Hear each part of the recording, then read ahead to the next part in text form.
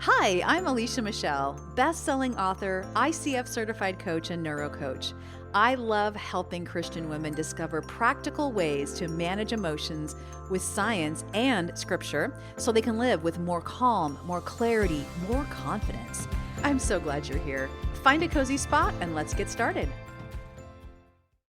Hi there. Welcome to another episode of the Christian Mindset Coach with me, Alicia Michelle. We throw overwhelm around like a huge buzzword. Everyone's overwhelmed, everyone's busy, everyone's exhausted. We throw this around all the time, but have we ever thought about what overwhelm really means? And is all overwhelm the same? Because I don't think it is. And in fact, I have found in my own experience and in working with clients that overwhelm looks different in different people at different times. And when we can understand what overwhelm is really saying and what type of overwhelm that we're experiencing, we can be better equipped to know how to manage it. And so that's what we're going to talk about today. What are the different types of overwhelm? I see them as 5 different types. So we will talk about each of them individually, and we have little names for each one of them. So you can take a second to just, as we're going through the types, figure out, does that sound like me? Is that the type of overwhelm that I'm feeling right now in this moment? Or is it more like this? I've felt that last week or yesterday, or I feel like this in this situation. So today is just to introduce us to these different types and to give you some hope that if you have felt overwhelmed and you felt like I didn't really know what to do about it, and I didn't understand why what I was doing this time didn't work the way it did, maybe in a different way last time. Let's talk about why that is, and let's get you some encouragement here in this area. We've seen this to be true in terms of knowing that there's different kinds of overwhelm, but maybe we've never really been able to identify that or pinpoint it because there are times maybe when you feel so overwhelmed by a situation that you can't sit still. You just want to go do something. You want to go move and fix and change. And then there's other times when you can't move. You're paralyzed, you're sad, you're quiet, you're unable to speak. Or there's other times where you're just completely zoned out and you have no ability to even get off the couch. Do you know what I'm saying? I had seen patterns like this in working with women and wondering, what is that about? Because they're all describing it as overwhelm, but they're manifesting in different ways.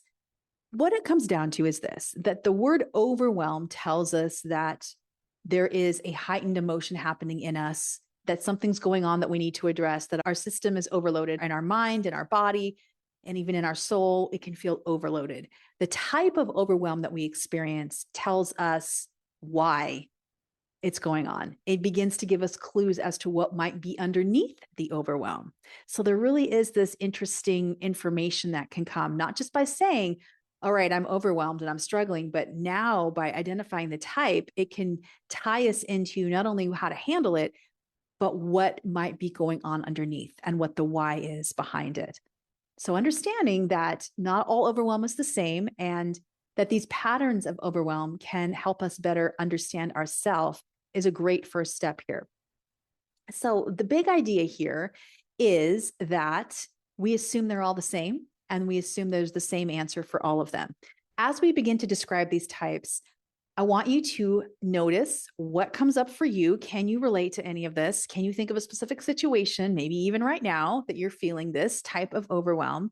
Just begin to kind of catalog. We're not here to shame it or to even begin to do any other processing behind just seeing these different types for what they are. So type number 1 is the wound up type, is what I call it. And this is when we just feel so much energy. We feel restless. We can't sit down. I always think of it as a dog who's trying to find their place in the bed where they're just like walking around pacing and pacing and pacing. And you're like, sit down, lay on your bed, right? That feeling of, I have to move or do something with this. My mind is racing. I can't sit still. I'm even talking faster. I'm trying to do more.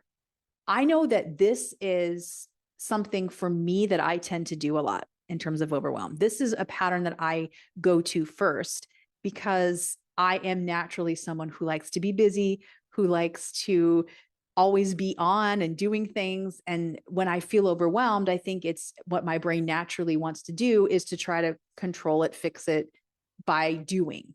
So this for me is a natural overwhelm response. And one I find myself in a lot.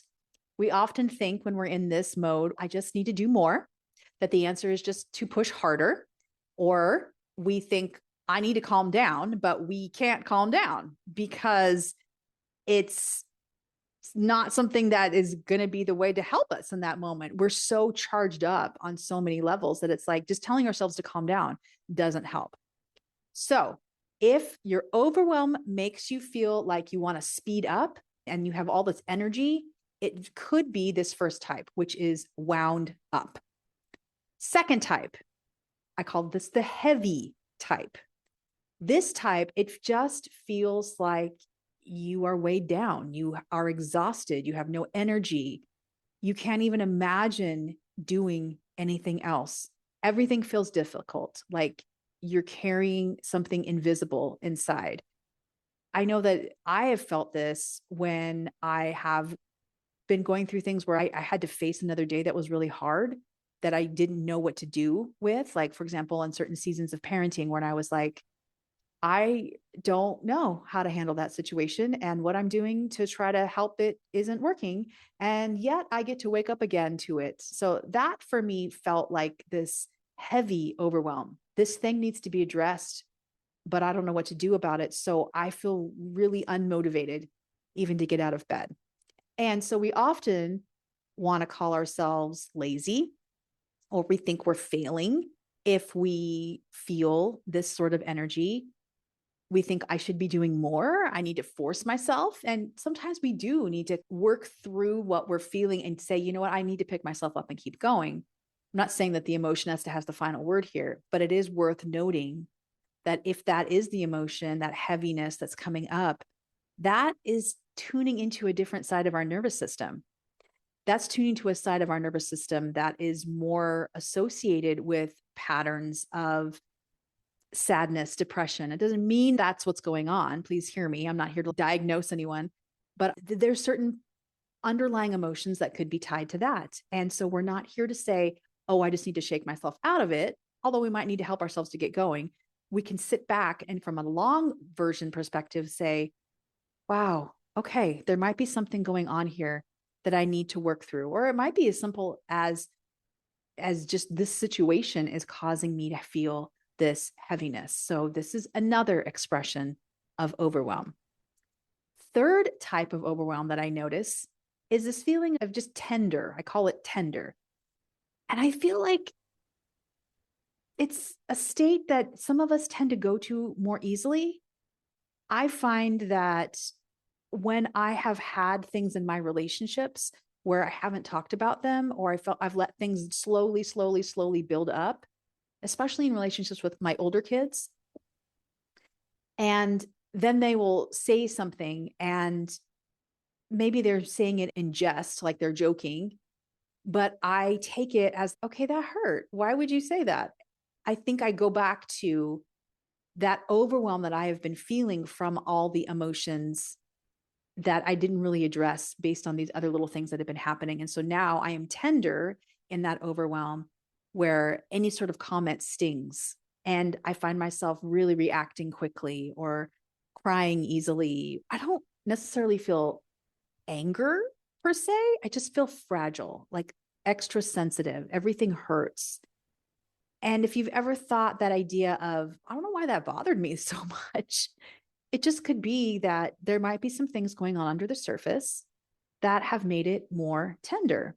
Like even tender, not even in a bad way, but just you might feel more sensitive around it. A silly example is my daughter is right now away at boot camp.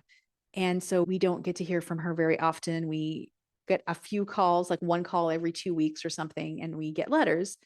But I miss her. Of course, I miss her. And I think about her all the time. I'm pretty good at keeping those emotions under bay most of the time. But sometimes there will be something that will happen and I'll just find myself crying. An older version of me would have been mad at myself, would have chastised myself, like, why are you doing this? She's fine. Stop. But now I'm just more tender. And right now I'm feeling really overwhelmed by the emotions that a certain song brought up or a comment that I saw online about someone else who is going through this journey of missing their son or daughter, whether they're at college or they're away somewhere, and you just feel more tender. So if you've ever thought, I'm not quite sure, but that really affected me and I felt so overwhelmed, that's okay. That overwhelm and that emotion, we can just call it the tender side of overwhelm. Now, fourth type. This is scattered. And I think this is probably the most common. Can you relate here? The feeling like I can't focus. I'm feeling forgetful. I don't even know where to start. I can't prioritize because it's just like, this person needs me. That person needs me. This is going on. That's going on. Oh my gosh. Like I have way too many tabs open. That phrase, starting 5 things, finishing nothing, having brain fog. I don't know if it's like menopause or if it's like general other things that are playing a part in this. Obviously, other body changes and things we're experiencing can affect the type of overwhelm that we're experiencing. But I noticed this for me. I will go into the kitchen and I will start cooking something. And then I will think, oh, I was going to make bread today because I make sourdough bread. And I love making sourdough bread because it's the only kind of bread that I can eat, but I make it regularly is my point. So I might think as I'm cooking breakfast or something, cooking eggs, I might look into the cabinet and go, oh, we're almost out of bread. I should make some bread. So then I make some bread. And then I go, oh, I haven't taken my vitamins today. So then I open the fridge and I'm pulling out my vitamins. And then I'm like, oh, wait, I was going to respond to that person about that thing. And so then I pull out my phone. And then all of a sudden I'm like, the eggs are half done. I have this random collection of water and flour in a bowl that I didn't finish because I was too busy distracted by my vitamins that I got. Oh my gosh. I used to do that a lot easier, right? I would be able to handle a lot more things. And so I don't know if it's just a season that I'm in or if it's because there are all these other things happening emotionally for me. Like I have less capacity to do stuff in the moment. Could be brain fog, could be hormones, whatever you want to call it. And whatever it is for you, scattered is something that we have all experienced. And it is, like I said, I think it is the most common form of overwhelm because we feel so stretched thin. And then when any one little thing gets added to that, then boom, we're off, right? We're just like, I can't take this and I can't deal with this. I don't want to deal with this. We're just completely emotional in ways that we feel like we cannot respond. We just react. So if you feel like that, where it's just like, I feel scattered, I'm just 100 things in lots of different places, you might be experiencing that type of overwhelm. The last one is very different than the others. It is almost scattered, but to the next level. And I simply call this one fed up. Fed up. We have maybe felt scattered. Maybe we have felt like we're tender. Maybe we have felt heavy with an emotion, but there is this urgency, there is an intensity with this fed up version that we have zero patience. We are just like, I'm done. I am done. I experienced this the other day when I had been recording some episodes. I'd been recording some other videos and things. And I had recorded this one video 3 times. And on the last time that I recorded it, I went back to try to edit it. And I saw that the audio and the video were off by like maybe a second. And I was so frustrated because I had had a very full day, had all these other things going on. And I had been struggling with the technology even to get those 3 videos done.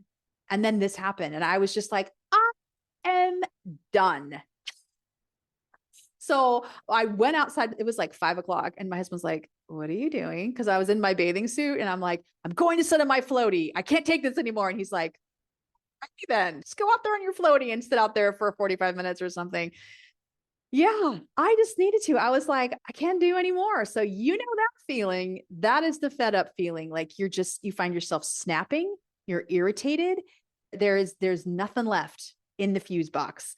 And this is the one that people often mistake for anger. Anger can definitely fuel from this. But if we recognize overwhelm doesn't always have to be in this capacity, it doesn't always have to be anger. You just might have a natural reaction in the moment of this is my capacity has been reached and there is nothing else left. So that is that 5th kind. Now, as we thought about all these different types, did you notice what thing tied them all together. That every single version of ourselves in overwhelm that we talked about here, it was all called overwhelm, but it didn't look the same. It looked unique in the different types that it was expressed, and that it also looks unique for each person. So when we talk about overwhelm, I would ask the question, what type of overwhelm is it? Which one of these 5 types does it best fit in? And what does your version of that type look like? To me, it's this beautiful, even further appreciation that I have for the Lord and how he made us. He made us all uniquely. He didn't give us just one robotic way to respond to the stimulus around us that causes us to feel overwhelmed, that even in the same person, we can have all these different responses, but that within those responses, we can all have unique responses, if that makes sense. So here is the thing that is important to know about each of these 5 types is that it's important to know them because when we know what type it is, we know how to handle each type differently, because different types of overwhelm are going to need different types of care to help us regulate, to help us get back to that equilibrium so that we can hear God's voice again.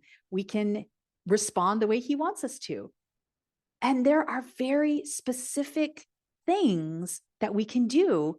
And that I love being able to help women uncover that if you're feeling this type of overwhelm, here is one way to deal with that overwhelm energy that makes sense. And then giving them tools to be able to do that and letting them experiment like a toolbox. All right, so next time you're feeling this type of overwhelm, I want you to use X tool because this is the type of overwhelm that needs this as a way to care for it.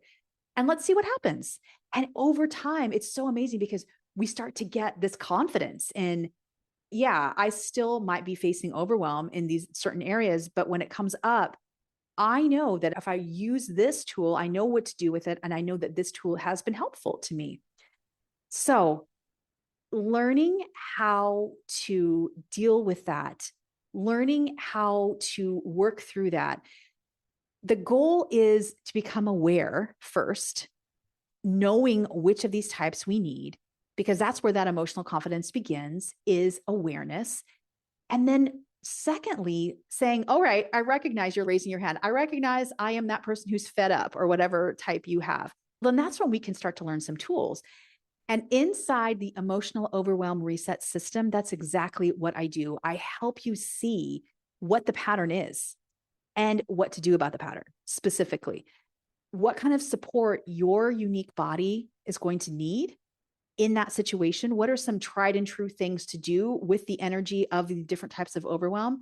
And then giving you the freedom to be able to experiment with that, because it's not just that we want to identify it, right? We want to know what to do with it. So if you want to learn more about the emotional overwhelm reset system and the success kit that we have that's part of that, that has some additional training and tools to implement the system that we teach on how to manage overwhelm, I encourage you to go to aliciamichelle.com/overwhelm.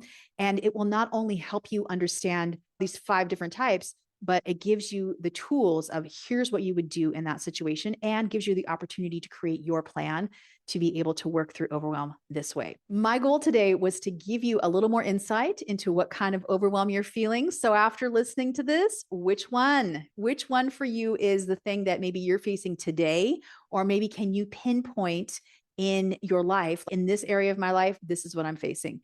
And I hope it just gives you more understanding, more grace for yourself. It's okay to notice that this is happening, that this is a natural reaction, that other people struggle with these things too, and that there's hope and there's ways to learn how to manage it so that it doesn't have to take over, doesn't have to be the default state that we all feel all the time.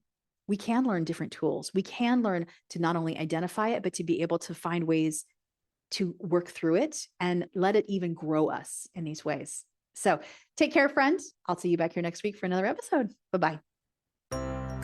Hey, thanks for joining me today. For full show notes and helpful next step resources, visit aliciamichelle.com/podcast. And if you enjoyed this episode, I'd be honored if you'd leave a 5-star rating and review.